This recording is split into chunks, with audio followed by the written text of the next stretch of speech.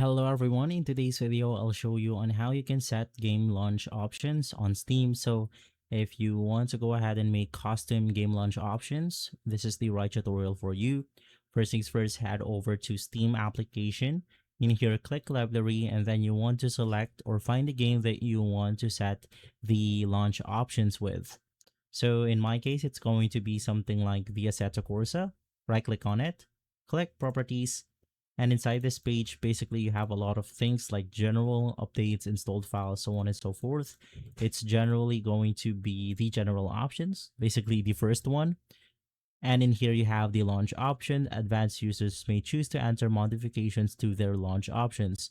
So in my case, I've used this simple command, which is going to be setting my custom resolution. I have my width at 1920 and my height at 1080p.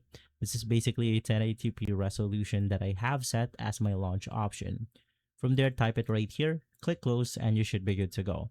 If this video has been helpful, leave a like, subscribe, and follow us for more videos like this. Thanks for watching.